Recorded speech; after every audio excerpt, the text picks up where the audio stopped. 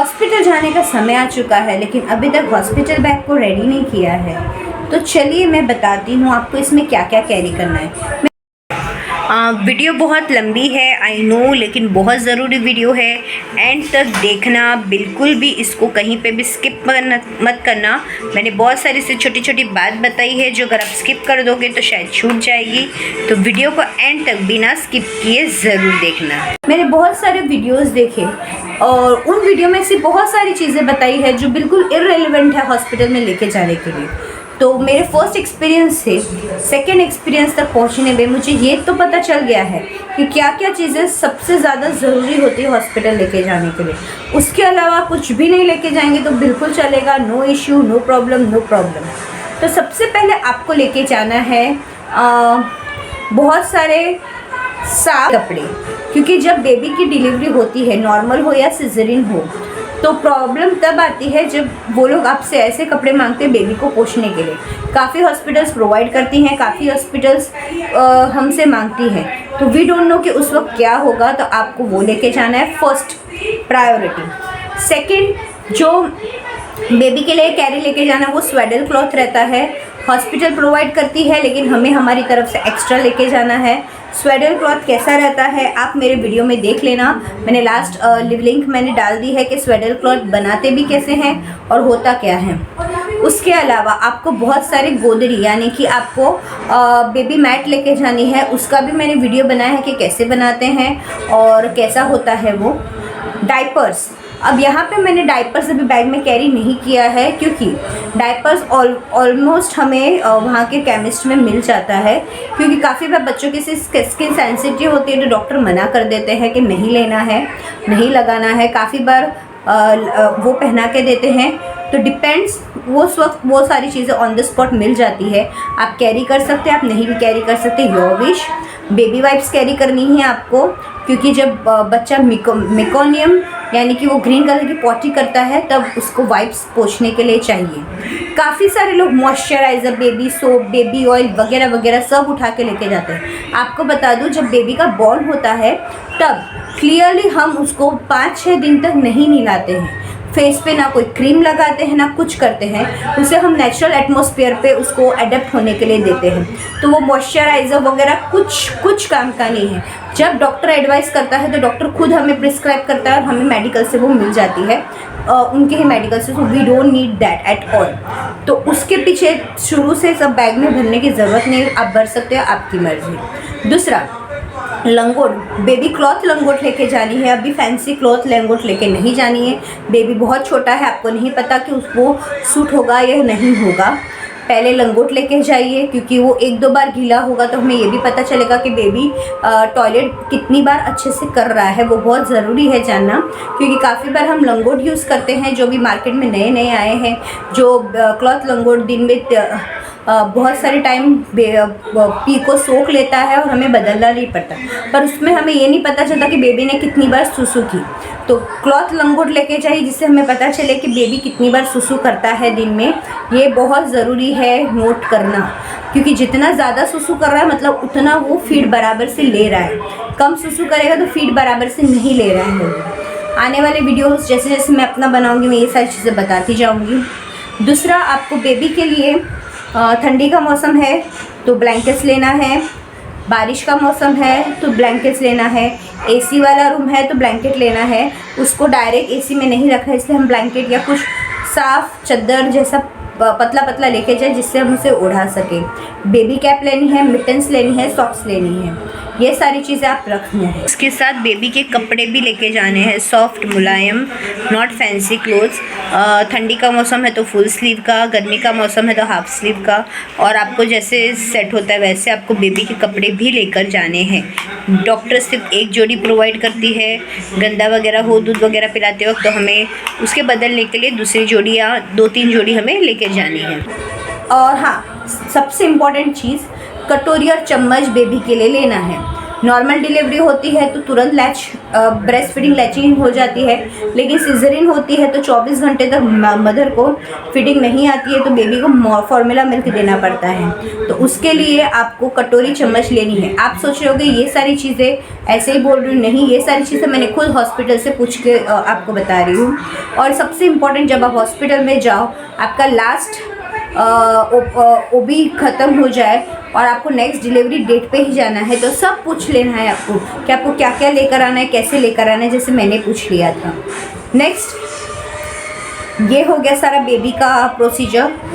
Next आती है mother, यानी कि जो प्रेग्नेंट लेडी है उसके लिए क्या क्या लेके जाना है। सबसे पहले तो मैटरनिटी गाउन लेके जाना है, या फिर 1 पीस नी लाइन से नीचे तक की आपको रखनी है।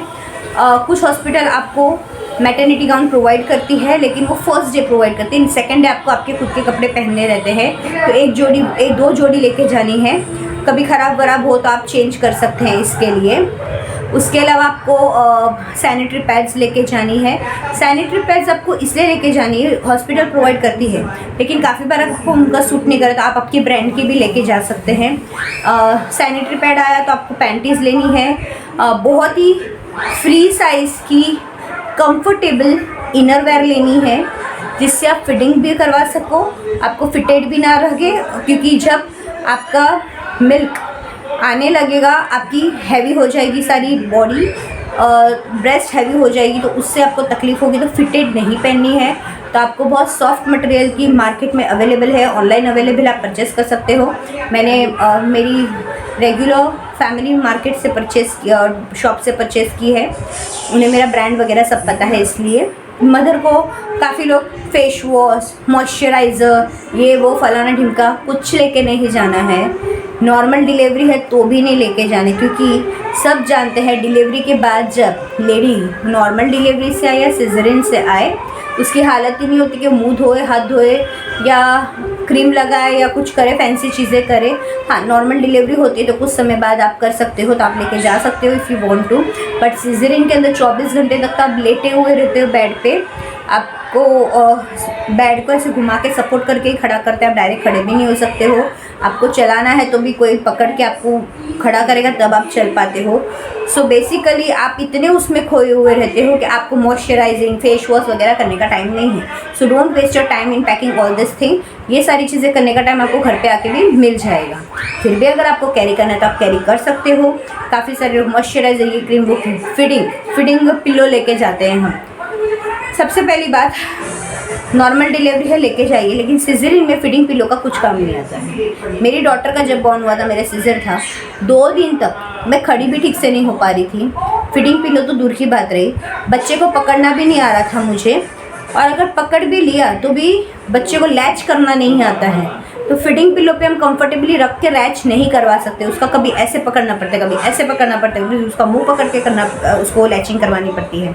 तो वो सारी चीज़ें आप घर पे आके सब प्रैक्टिस कर सकते हो। घर पे बहुत सारा सामान आप लेके मत जाइए, बहुत ज़रूरत एसेंशियल लिमिटेड लेके जाइए, क्योंकि आप जितना लेके जाएंगे उतना याद से लेकर आना पड़ेगा।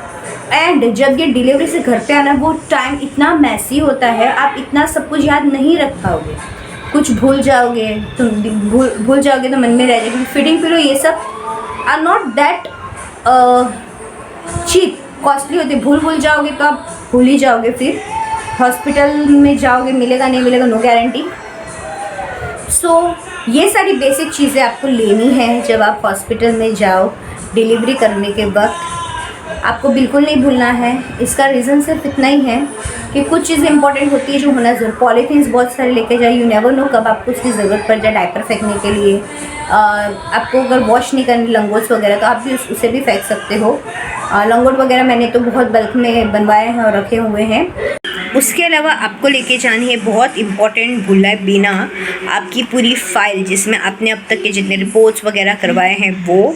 मेडिक्लेम है आपका तो मेडिक्लेम कार्ड लेके जाना है, आधार कार्ड, पैन कार्ड, ये सारी चीज़ें आपको कैरी करनी है। पहले से रेडी करके बैग में रख दीजिए, ताकि जब कभी भी आपको इमरजेंसी में जाना पड़े तो आप ये सारी चीज़ें भूल न जाएँ।